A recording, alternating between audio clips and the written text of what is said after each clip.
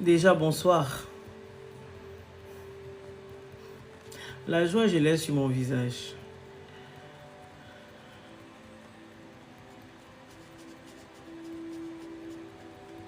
Bonsoir, bonsoir à tous, bonsoir à toutes. Soyez abondamment bénis.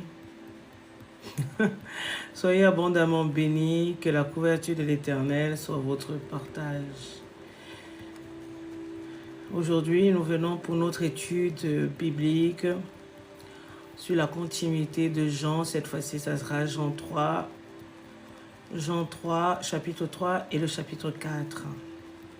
Donc, je vous invite à tapoter, à partager, à liker. Bon, tapoter, c'est la même chose que liker, bien sûr.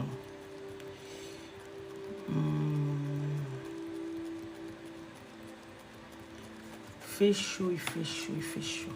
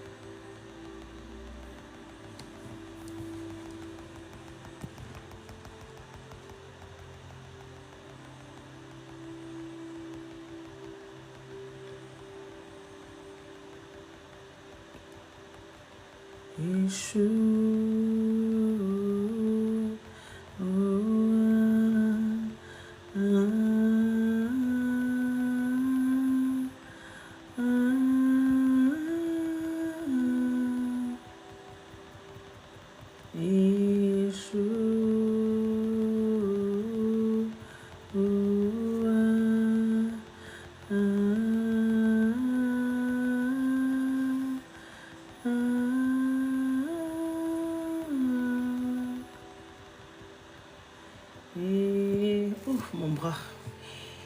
Je me tâte de mettre YouTube. Ou je vais télécharger YouTube après.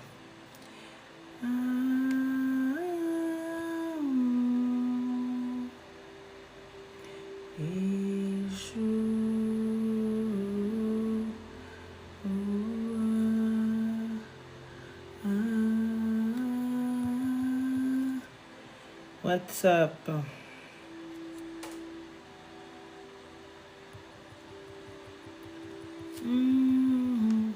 On se connecte, bonsoir à tous, bonsoir, bonsoir.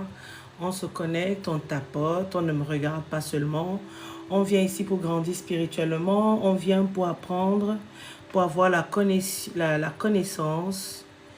Je ne suis pas là pour vous raconter comment on appelle les choses, pour vous faire plaisir.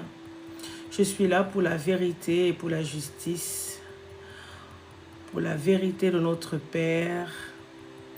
Donc, je t'invite, si tu es connecté, je t'invite tout d'abord à prendre un petit moment avec le Saint-Esprit. Tu rentres dans ta chambre secrète pour discuter avec ton papa, pour savoir si c'est le lieu qui est adéquat pour toi. Parce qu'il faut savoir que là dehors aujourd'hui, il y a tellement de mauvaises choses, tellement de faux pasteurs, des gens qui se disent serviteurs de Dieu, mais qui ne le sont pas. Donc, il faut avoir le discernement. C'est important d'avoir le discernement. C'est important de demander au Seigneur l'esprit de discernement. Donc, si tu es connecté, je t'invite à prendre ce petit temps de discute, de prière avec papa.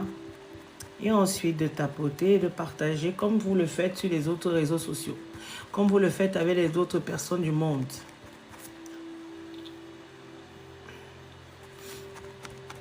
Moi, je ne suis pas une femme du monde. Je suis une femme de l'esprit.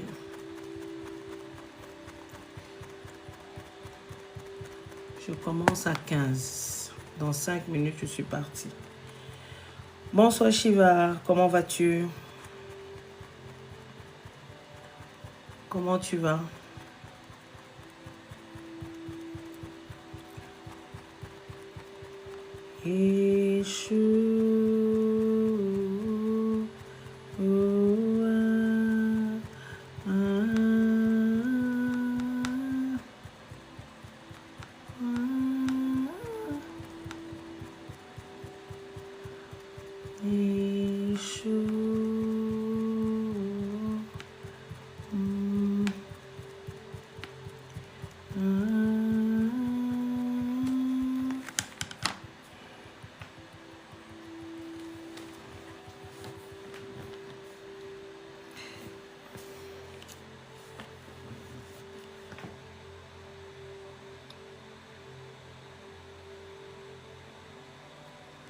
On se connecte, on tapote. On se connecte et on tapote.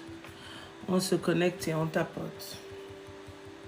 Bonsoir Stéphanie, comment vas-tu? J'espère que ça va bien par la grâce de Dieu. Merci Stéphanie. On se connecte et on tapote. On se connecte, on tapote. C'est important de tapoter. Je commence en 3 minutes. Ça ne sert à rien de venir vous mettre là, me regarder. Vous êtes des consommateurs. Consommateurs des consommateurs. Vous ne pouvez pas venir vous mettre là, regarder seulement pour consommer. Vous devez aussi participer. Vous devez participer, pas seulement venir boire, boire, boire, comme si vous étiez des vampires. Vous devez aussi participer. La meilleure façon de participer, soit c'est de poser des questions, soit c'est quand vous montez, c'est de tapoter, de partager avec d'autres personnes. De tapoter, de partager avec d'autres personnes, que de rester là pour me regarder. Je n'ai pas besoin qu'on me regarde. J'ai point besoin qu'on me regarde.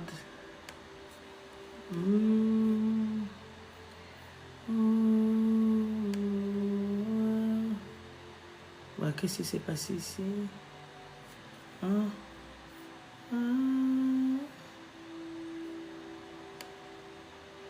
Ça s'est mis automatiquement sur autre truc. Bon, je ne vais pas me connecter dessus aujourd'hui. Je vais prendre la connexion. Voilà. Je vous prie de tapoter. Je vous prie de tapoter et de partager.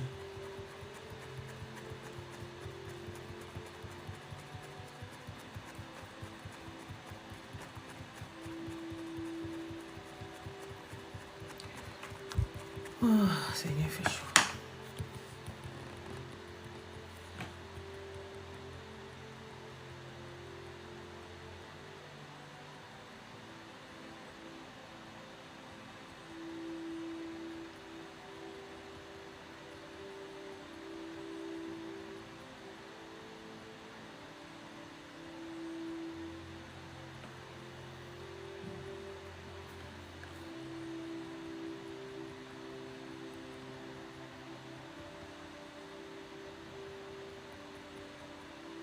Il est important de connaître la parole de Dieu. Il est très important d'apprendre à connaître la parole de Dieu que de vous asseoir. La parole de Dieu, c'est une arme.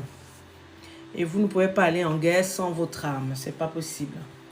Quand on dit qu'on est en guerre, on est en guerre. Et quand on va en guerre, on va avec son arme.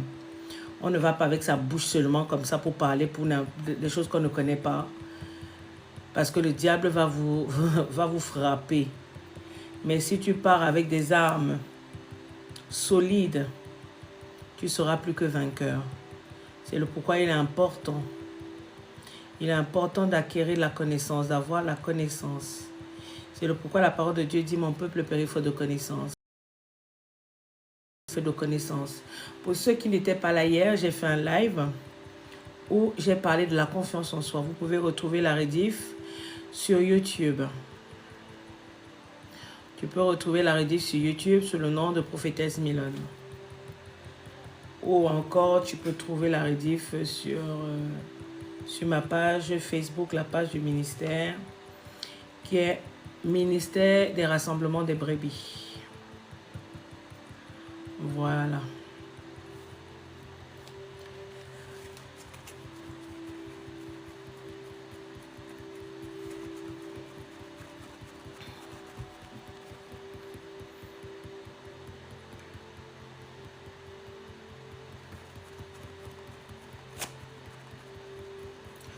Donc, je vous invite à tapoter, à partager. Tapoter et partager. Aujourd'hui, nous sommes dans la continuité, dans la suite de l'évangile selon Saint Jean. Dimanche, nous avons lu le chapitre 1 et le chapitre 2. Bonsoir, Zouklov. Nous avons lu le chapitre 1 et le chapitre 2. Nous avons trouvé qu'il était important d'accepter Jésus comme Seigneur et Sauveur. Parce qu'en acceptant Jésus comme Seigneur et Sauveur, c'est la lumière qui entrait en nous. Et la lumière, Jésus est notre lumière. Jésus est notre guide. Celui-là qui nous amène, celui-là qui nous éclaire, même dans les ténèbres. C'est lui qui nous éclaire dans les ténèbres. Il a toujours vécu parmi nous jusqu'au moment où Papa a décidé de le matérialiser, de le descendre sur terre, parce qu'il y avait beaucoup de personnes qui péchaient. Et aujourd'hui, ce n'est pas mieux. Aujourd'hui, c'est encore pire, parce que si vous vous souvenez de l'histoire de Sodome et Gomorrhe, aujourd'hui, nous vivons dans pire que Sodome et Gomorrhe. Dans pire que Sodome et Gomorrhe. Parce qu'aujourd'hui, je ne sais même pas quel nom employer par rapport à ce qui se passe dans le monde. Moi, je parle, par exemple, de ce qui se passe par la France. C'est juste seulement la petite France, là, c'est pire que Sodome et Gomorrhe. Merci Thomas, merci énormément. Que Dieu te bénisse. C'est pire que Sodome et Gomorrhe. Donc, c'est pour ça qu'il est important d'avoir des armes nécessaires, des armes solides pour aller en guerre. Vous ne pouvez pas aller en guerre avec la bouche, vous ne pouvez pas aller en guerre. C'est important d'avoir des armes nécessaires, des armes solides pour aller en guerre. Vous ne pouvez pas aller en guerre avec la bouche, vous ne pouvez pas aller en guerre qui va pouvoir vous porter, qui va pouvoir vous délivrer, qui va pouvoir vous guider. Comme on dit, la connaissance t'affranchira. Père éternel, mon roi éternel des armées, le roi des rois, le messie des messies, le souverain des souverains. Je te loue, je te rends grâce, papa, pour ton immense gloire. Je te dis merci. Merci de nous avoir rassemblés ce soir ici, papa, pour pouvoir discuter sur ta parole, pour pouvoir lire ta parole, pour pouvoir partager, Père éternel, papa, ce repas délicieux que tu as disposé pour nous. Oh, que le sang de Jésus couvre chacun de tes enfants, que le sang de Jésus les inonde, que tout ce qui ne te donne pas gloire dans leur vie soit chassé, que tout esprit de lourdeur, que tout esprit de paresse, que tout esprit de distraction, papa, soit loin de maintenant et par le nom tout-puissant de Jésus. Par le nom de Jésus, Père éternel, mon roi, je suis ta domestique éternelle des armées. Papa et Saint-Esprit, fais taire ma chair, afin que ce soit toi et toi seul qui règne. Donne-moi les paroles de connaissance, donne-moi les paroles de sagesse. Conduis-moi pendant ce temps de partage, pendant ce temps de lecture. Parle à travers ma bouche, papa. Explique à ton peuple à travers ma bouche. Utilise-moi, Seigneur Jésus. Oh Yahweh, je viens dresser, papa, ton armure autour de moi. Que le sang de Jésus me couvre. Que le sang de Jésus me lave. Que le sang de Jésus me purifie. Que le sang de Jésus me rende invisible et invincible aux yeux de l'ennemi. Que le Saint-Esprit me porte. Que le Saint-Esprit me protège pendant ce temps de partage. Que toute forme de lance, de balle, de flèche dirigée contre moi retourne d'où ça vient par le puissant nom de Jésus de Nazareth. Amen. Amen. Bon, nous allons commencer la parole. Nous allons commencer à lire la parole. Donc, nous allons reprendre la parole, continuer dans l'évangile. Donc, si vous avez vos Bibles, prenez vos Bibles et on va lire ensemble. En même temps qu'on lira, le Seigneur nous expliquera ce qu'il en est réellement. Donc, nous allons aller dans le chapitre 3 de l'évangile selon Saint Jean. Chapitre 3. Nous y allons. Il y avait un homme qui s'appelait Nicodème, membre du parti des pharisiens. C'était un chef des Juifs. Il vint trouver Jésus de nuit et le salua en ces termes. « Maître, nous savons que c'est Dieu qui t'a envoyé pour nous enseigner, car personne ne saurait accomplir les signes miraculeux que tu fais si Dieu n'était pas avec lui. » Jésus lui répondit, « Vraiment, je te l'assure, à moins de renaître d'en haut, personne ne peut voir le royaume de Dieu. Comment un homme peut-il naître une fois vieux? » s'exclama Nicodème. « Il ne peut tout de même pas retourner dans le ventre de sa mère pour renaître. »« Vraiment, je te l'assure, reprit Jésus, à moins de naître de l'eau, c'est-à-dire d'esprit, Personne ne peut entrer dans le royaume de Dieu. Écoutez très bien ce passage. Personne ne peut entrer dans le royaume de Dieu. Ne peut entrer dans le royaume de Dieu. Ce qui naît d'une naissance naturelle, c'est la vie humaine naturelle. Ce qui naît de l'esprit est animé par l'esprit. Ne sois donc pas surpris si je t'ai dit, il vous faut renaître d'en haut. Le vent souffle où il veut. Tu entends le bruit, mais tu ne sais ni d'où il vient, ni d'où il va. Il en est ainsi pour quiconque est né de l'esprit. La parole de Dieu est claire. Parce que là, quand on dit la nouvelle naissance, là, l'Esprit de Dieu nous parle de la nouvelle naissance. La nouvelle naissance. La nouvelle naissance, ce n'est pas la naissance. Quand on dit souvent, naître de nouveau, ce n'est pas la nouvelle naissance. La nouvelle naissance, ce n'est pas la naissance. Quand on dit souvent, naître de nouveau, ce n'est pas repartir dans le ventre de sa mère. Tu ne peux pas être vieux et naître de nouveau. Et naître et repartir dans le ventre de ta mère. Ce n'est pas possible. Pour renaître, tu dois donner ta vie à Jésus. Tu dois accepter Jésus comme Seigneur et Sauveur de ta vie. À ce moment-là, tu as cette naissance-là, tu nais d'en haut. Donc, ça veut dire que c'est l'Esprit de Dieu, cette lumière-là qui vient prendre possession de ton être pour pouvoir te conduire, pour pouvoir t'amener là où notre Papa veut que tu sois. Donc, les gens qui disent que ouais, les religieux, on ne cherche pas la religion. Ce n'est pas la religion qu'on cherche. Ce n'est pas le baptême qu'on va verser de l'eau ici, là, machin. Ça va au-delà. C'est très spirituel. La naissance, la nouvelle naissance, elle est très spirituelle. Parce que tu ne repasses pas dans le ventre de ta mère pour renaître. Non, tu ne repasses pas. Tu es obligé d'accepter Jésus comme Seigneur et Sauveur de ta vie pour renaître de nouveau. Amen. Pour renaître de nouveau. Parce que quand tu acceptes Jésus comme Seigneur et Sauveur, ça veut dire que l'Esprit de Dieu, ton l'Esprit Saint, que Jésus a laissé sur terre, ça veut dire que l'Esprit de Dieu, ton l'Esprit Saint, que Jésus a laissé sur terre, non, que Jésus, l'Esprit Saint, s'empare de ton être et c'est l'Esprit Saint qui devient ton guide, c'est l'Esprit Saint qui te conduit, c'est l'Esprit Saint qui te porte, c'est l'Esprit Saint qui t'amène là où notre Père veut que tu sois. Amen. Donc nous allons continuer dans le verset 9. Nicodème reprit, comment cela peut-il se réaliser? Le 10 dit, toi qui enseigne le peuple d'Israël, tu ignores cela. Lui répondit Jésus, vraiment, je te l'assure, nous parlons de ce que nous connaissons réellement et nous témoignons de ce que nous avons vu. Et pourtant, vous ne prenez pas notre témoignage au sérieux.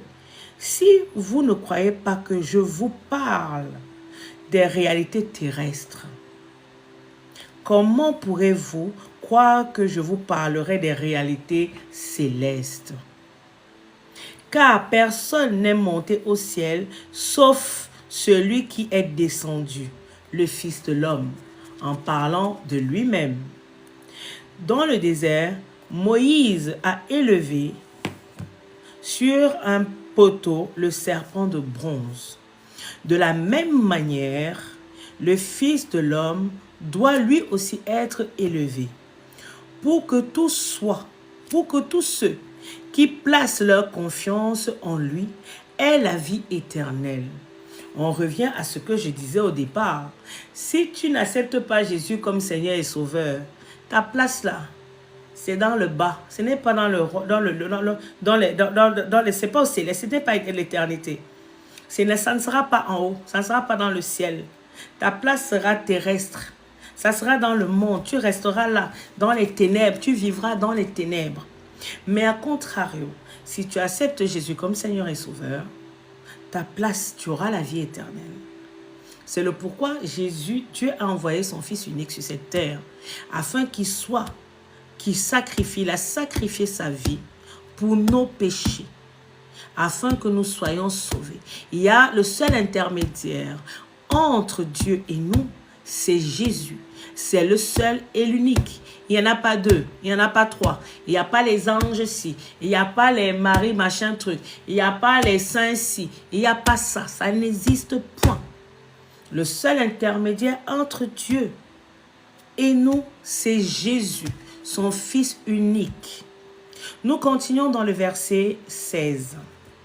Oui, Dieu a tant aimé le monde qu'il a donné son Fils unique pour que tous ceux qui placent leur confiance en lui échappent à la perdition, qu'il ait la vie éternelle.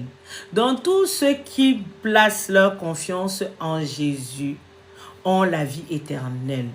Et quand on dit placer sa vie, placer sa confiance en Jésus, c'est marcher selon sa parole, c'est vivre selon sa parole, c'est accepter Jésus comme Seigneur et Sauveur de sa vie. C'est accepter Jésus comme Seigneur et Sauveur de sa vie. C'est vraiment ça. Ce n'est pas autre chose. C'est accepter Jésus comme Seigneur et Sauveur de sa vie. C'est respecter ses préceptes. C'est vivre une vie de sanctification. Ce n'est pas être chrétien 2.0 que aujourd'hui je suis chrétien, demain je suis dans le monde. Aujourd'hui je suis chrétien, demain j'en suis dans le monde. Aujourd'hui j'écoute la musique du monde, je m'en vais en boîte, je danse, je bois comme pas possible. Après je reviens, je dis que oh Seigneur, aujourd'hui je prie, je m'en vais à l'église. Ce n'est pas ça. Ce n'est pas ça. Avoir une vie chrétienne, accepter Jésus comme Seigneur et Sauveur, placer toute sa confiance en Jésus, c'est de laisser Jésus prendre le total contrôle de sa vie. C'est laisser Jésus prendre le total contrôle de sa vie. C'est laisser Jésus nous guider. C'est laisser Jésus t'amener. Laisser Jésus t'amener là où notre Dieu veut que tu sois. Là où notre Dieu veut que tu sois. Et non là où toi tu veux aller. Beaucoup d'hommes aujourd'hui, quand je dis homme, c'est homme avec grand H, ont tendance à marcher avec la chair, à vouloir faire les choses par eux-mêmes. Mais finalement, à un certain moment, tu te rends compte que tu n'y arrives pas. Tu n'y arrives pas. Ou tout ce que tu fais du moins, ça tombe. Il faut savoir que quand tu es dans le monde, tout ce que tu vis dans le monde n'est que illusion. Ce n'est que de l'illusion. Ce n'est pas une vie réelle que tu vis. Tu ne vis pas une vie réelle quand tu es dans le monde. Tu vis que de l'illusion. C'est le diable, parce qu'il faut savoir, on le dit très bien, le diable vit dans le monde. Et on ne va pas vous le redire et redire, vous le savez, vous le voyez. Si vous lisez un tant soit peu la parole de Dieu, vous allez comprendre que tout ce qui se passe aujourd'hui, ce n'est pas nouveau sous le soleil, c'est écrit dans la parole de Dieu, en noir et blanc. Il faut juste avoir le discernement et savoir et chercher la connaissance que de rester là comme ça, être des suiveurs ou de rester là à être dans la distraction, être dans la distraction. Je vous prie pour ceux qui sont connectés, tapotez, tapotez. Donc, dans le verset 17, il est écrit, « En effet, Dieu n'a pas envoyé son Fils dans le monde pour condamner le monde, mais pour celui-ci, pour que celui-ci soit sauvé par lui. Celui qui met sa confiance en lui n'est pas condamné. Mais celui qui n'a pas foi en lui est déjà condamné. Tu peux mettre ta confiance en Jésus, mais si tu n'as pas foi en lui, tu es condamné. La foi, c'est la ferme assurance des choses qu'on espère et la démonstration des choses qu'on ne voit pas. Donc, si tu dis que je mets ma confiance en Jésus, mais quand Jésus te dit que il va te donner quelque chose, mais tu n'as pas foi en lui, c'est peine perdue. Ne cherche pas à comprendre. Ne cherche pas à comprendre. Tu es condamné. Car il n'a pas mis sa confiance en la personne du Fils unique de Dieu. Et voici en quoi consiste sa condamnation. C'est que la lumière est venue dans le monde. Quand on parle de la lumière, on parle de Jésus. Jésus est la lumière qui est venue dans ce monde des ténèbres, pour nous permettre de voir plus clair. C'est que la lumière est venue dans le monde, mais les hommes lui ont préféré. Ben oui, lui ont préféré, les hommes ont préféré les ténèbres parce que leurs actes sont mauvais. En fait, celui qui fait le mal déteste la lumière. Il se garde bien de venir à la lumière de peur que ses actes soient révélés. Afin que ses actes soient révélés. Parce que celui qui est dans les ténèbres, il se cache. Comme si j'étais à la lumière là maintenant. J'éteins toutes mes lumières. Il n'y aura que l'obscurité. Il n'y aura que le contrario. S'il y a la lumière, je ne peux pas cacher qui je suis. Vous allez me voir systématiquement. Pourtant, si j'éteins, vous n'allez pas me voir. Vous allez juste entendre ma voix. Vous allez juste entendre ma voix. C'est pour ça que les gens du monde, ils se contentent de rester dans le monde avec leurs péchés, leurs conneries, machin, parce qu'ils se plaisent dedans, ils se complaisent dans leurs conneries. Parce qu'ils savent que, en venant, en entrant dans la lumière, tout ça, le masque là va se voir. Tout ce qu'ils cachaient, tout ce qu'ils ont tenté de cacher depuis longtemps, va se voir.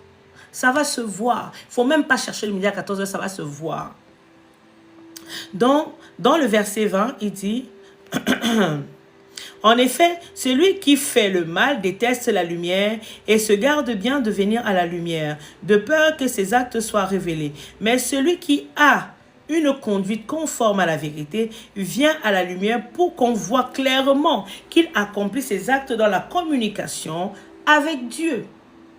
Dans la communication avec Dieu. C'est celui qui veut, qui n'a pas peur de la lumière, va aller dans la lumière, peu importe si on le regarde n'importe comment, il va accepter. Il va accepter, rester dans la lumière. Dans le verset 22, il est écrit, après cela, Jésus se rendit à Judée avec ses disciples. Il y resta quelque temps avec eux et il baptisait Jean Jean, de son côté, baptisait à Hénon, près de Salim. Il y avait là beaucoup d'eau et de nombreuses personnes y venaient pour y être baptisés. En effet, à cette époque, Jean n'avait pas encore été jeté en prison. 25. Or, un jour, quelques-uns de ses disciples eurent une discussion avec un juif au sujet de la purification. Ils allèrent trouver Jean et lui dirent, « Maître, tu te souviens de cet homme qui était avec toi de l'autre côté du Jourdain et pour qui tu as témoigné? Eh bien, le voilà qui baptise à son tour et tout le monde se rend auprès de lui. » Jean répondit, « Nul ne peut s'attribuer une autre mission que celle qu'il a reçue de Dieu. Vous en êtes vous-même témoin. J'ai toujours dit, je ne suis pas le Messie, mais j'ai été envoyé comme un précurseur. Nul ne peut s'attribuer. Nul ne peut s'attribuer une autre mission que celle qu'il a reçue de Dieu. Je reviens sur ce passage-là. Pourquoi? Parce que aujourd'hui, Dieu nous attribue des missions. Je reviens sur ce passage-là. Pourquoi? Parce que aujourd'hui, Dieu nous attribue des missions. Mais comme les hommes sont d'une façon, l'homme est fluctuant, ondoyant et divers. L'homme croit qu'il est suprême, il croit qu'il est trop arrivé. Il y a plein de gens sur les réseaux sociaux. On leur demande d'aller prêcher, d'aller évangéliser, d'aller ramener les enfants auprès du Seigneur. Qu'est-ce qu'eux ils font? Ils s'attribuent d'autres missions contraires à ce que Dieu leur a donné. Dieu ne peut pas te donner de dire que va exposer les gens. Pourtant, lui-même, il est capable de le faire. Dieu est capable comment on appelle ça? D'exposer qui il veut. Même toi, Dieu est capable de t'exposer. Si Dieu veut t'exposer, il va t'exposer. Que tu montes, que tu descendes, que tu ailles à gauche, que tu ailles à droite. Le jour où ça sera ton œil, il va t'exposer. Soyez très vigilants. Ne vous attaquez pas aux choses qui vous dépassent. qui dépasse vos entendements. En croyant connaître trop, vous croyez connaître la parole de Dieu. Vous croyez.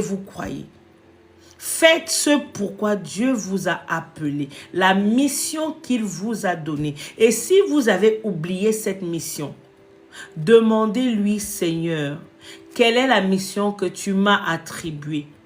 Quelle est la mission que tu m'as attribuée? Parce que moi, je me suis attribué, au fur et à mesure que j'avançais, j'ai eu le zèle. Je me suis attribué une autre mission. Mais quelle mission m'as-tu attribuée concrètement? Donc, nous allons continuer. Dans le 27, Jean répondit, « Nul ne peut s'attribuer une autre mission que celle qu'il a reçue de Dieu.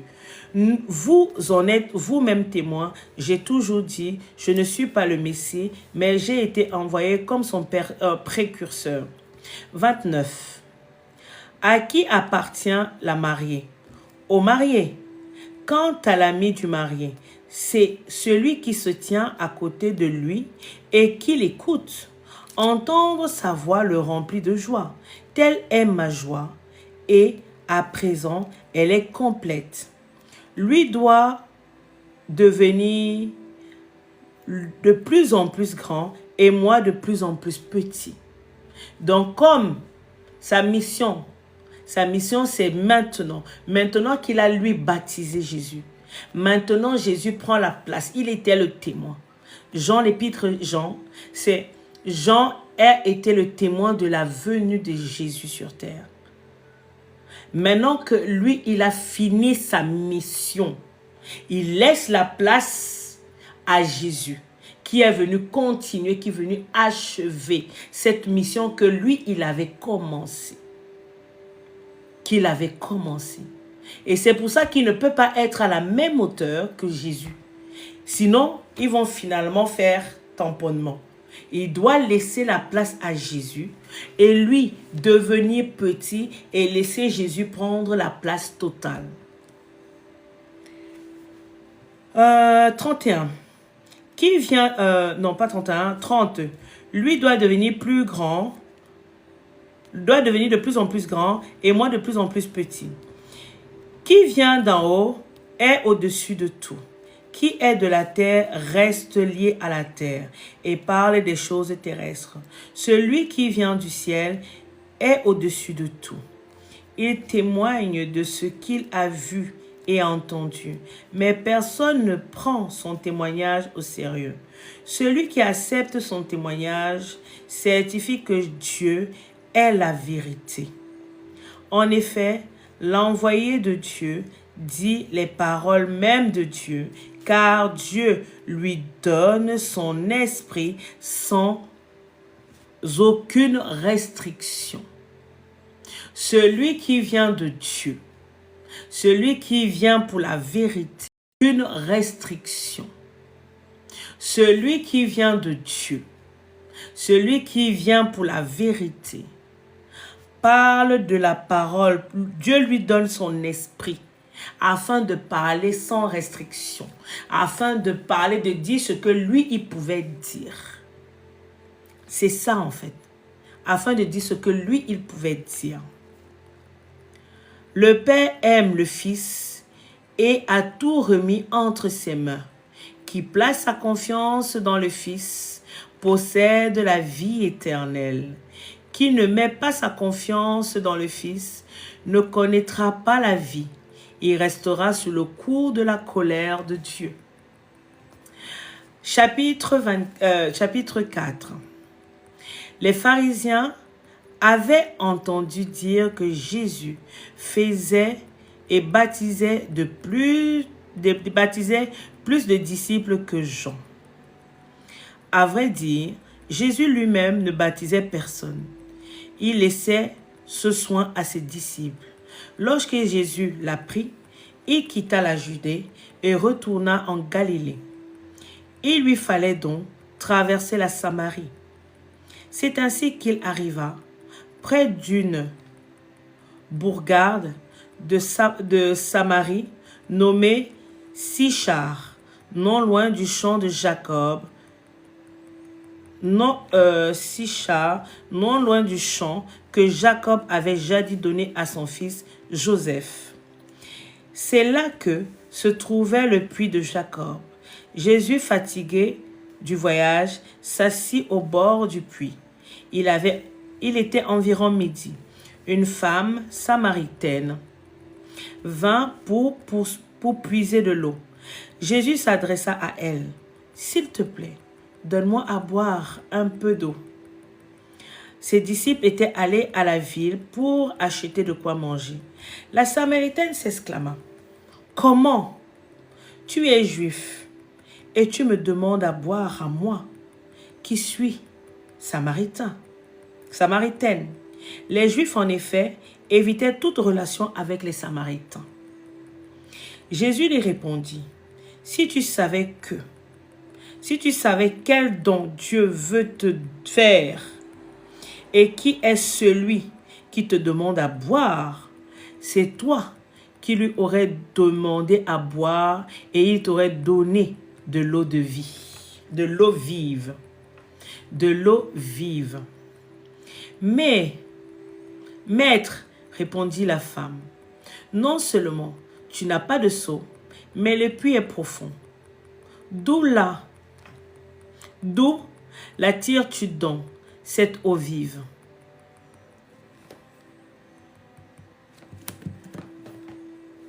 Excusez-moi.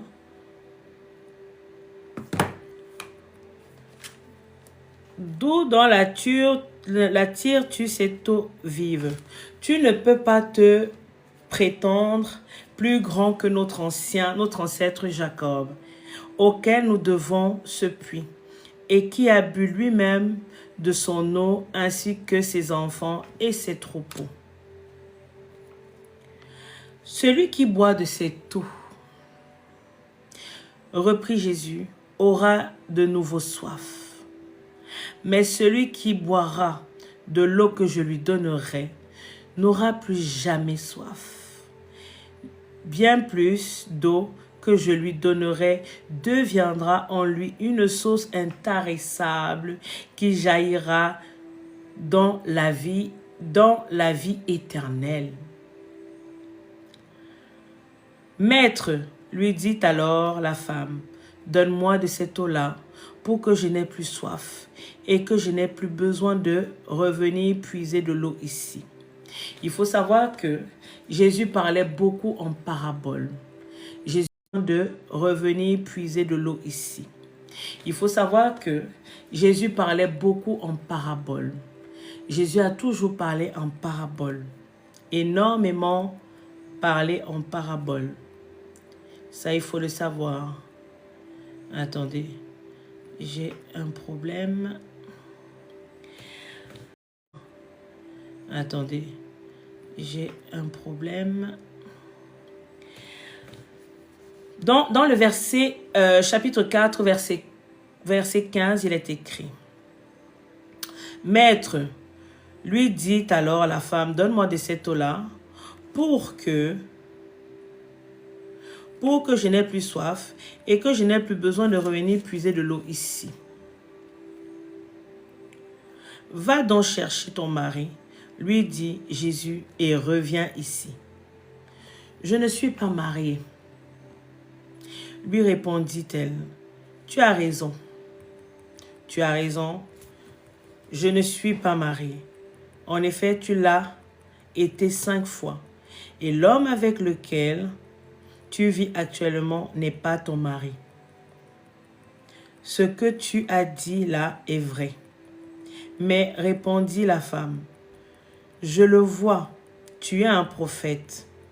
Dis-moi, qui a raison? Nos ancêtres ont adoré Dieu sur cette montagne-ci. Vous autres, vous affirmez que l'endroit où l'on doit adorer, c'est Jérusalem.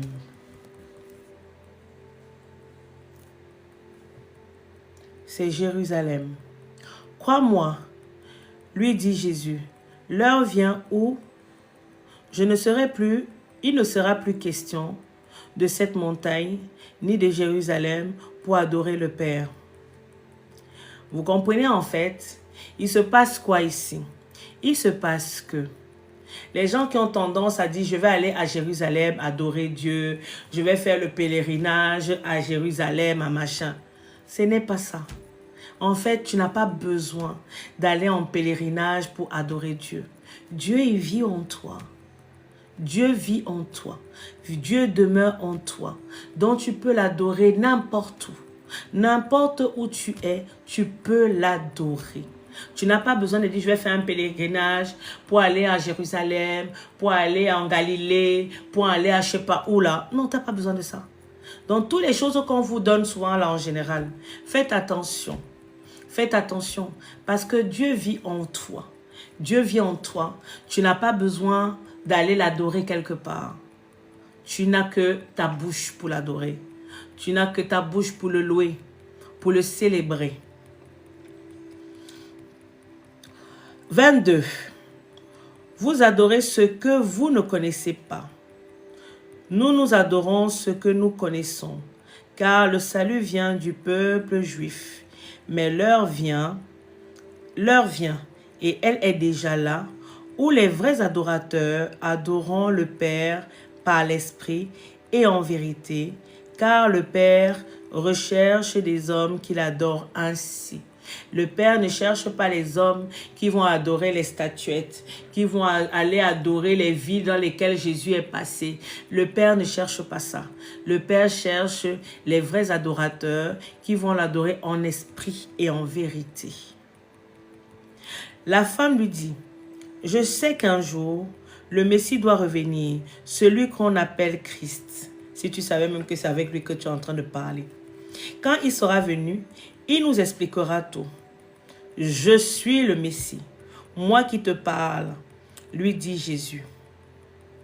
Sur ces entrefaites, les disciples revinrent. Il fut très étonné de voir Jésus parler avec une femme. Aucun d'eux, cependant, ne lui demanda « Que lui veux-tu » ou « Pourquoi parles-tu avec elle ?»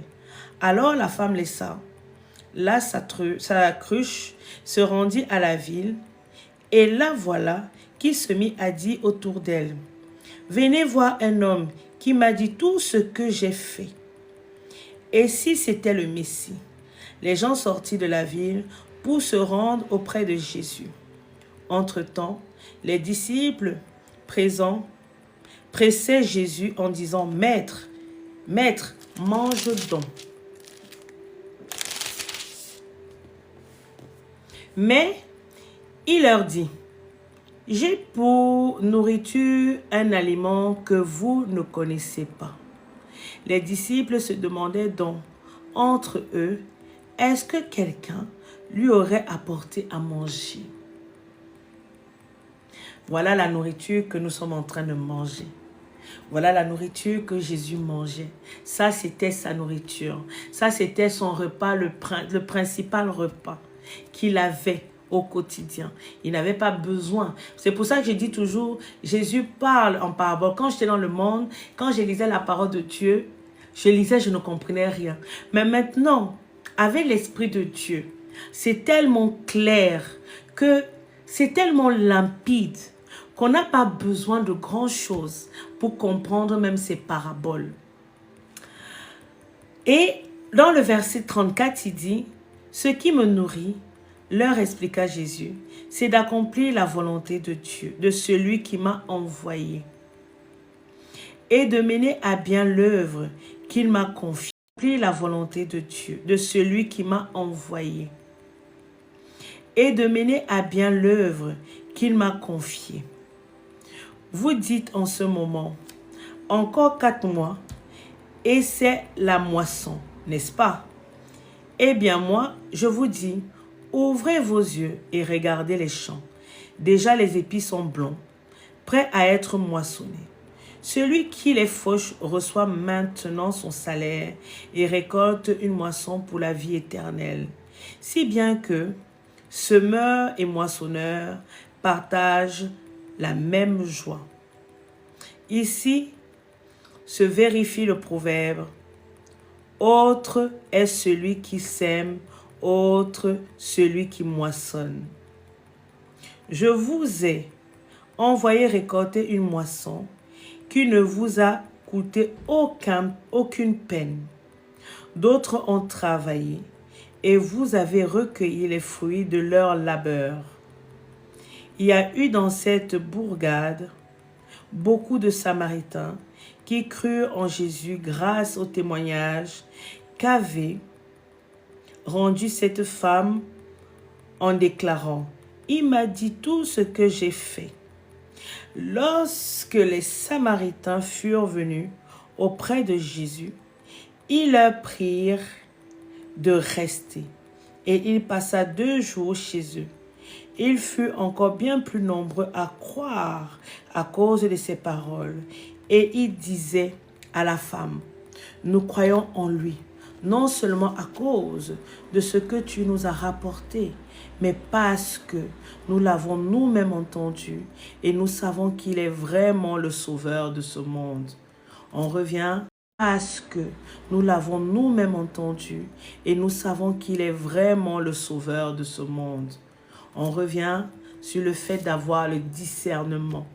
Le discernement, c'est très important. Quand vous écoutez un serviteur de Dieu, vous devez être guidé par l'Esprit de Dieu.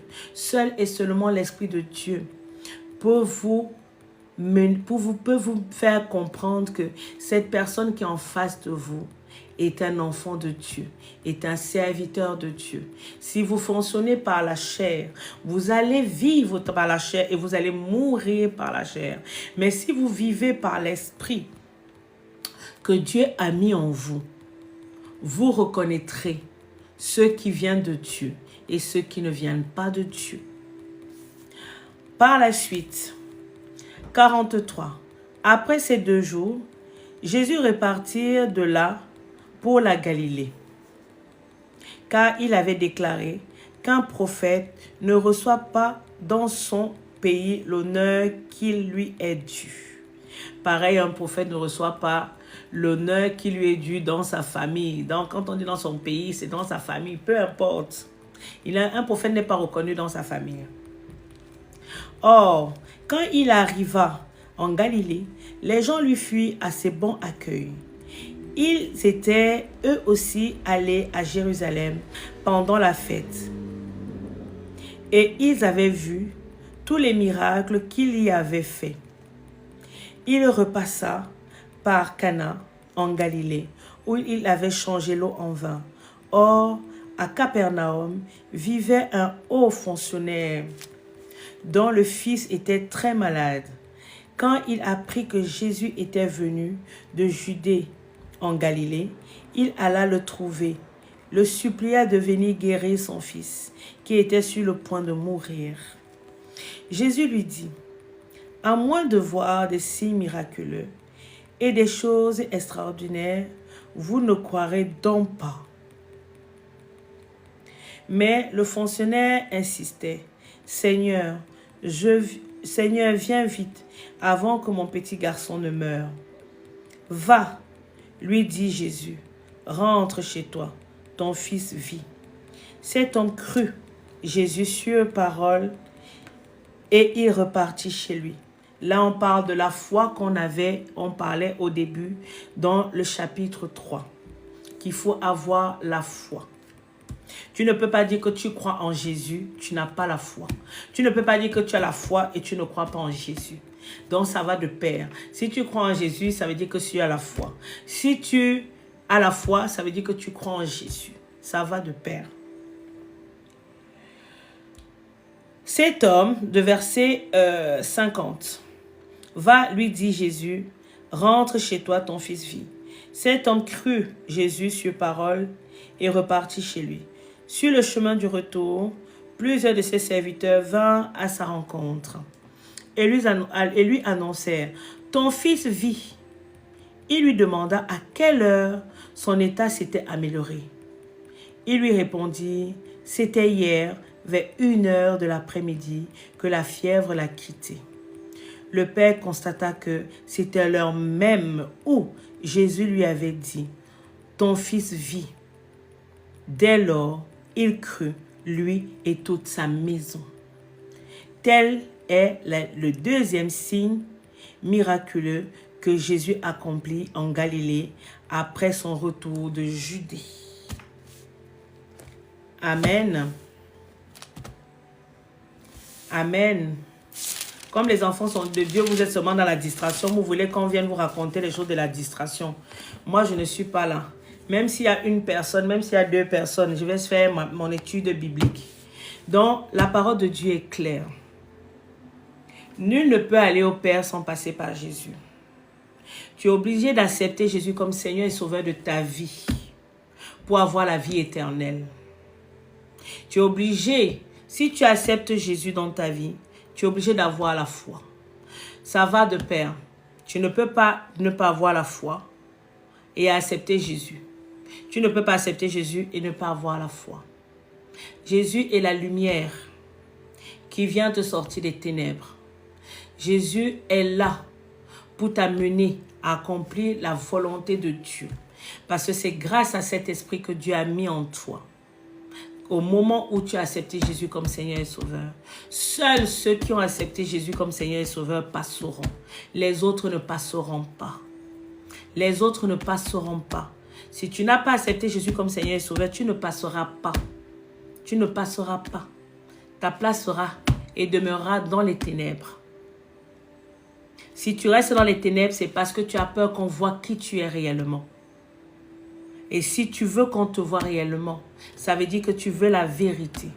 Il faut être dans la vérité.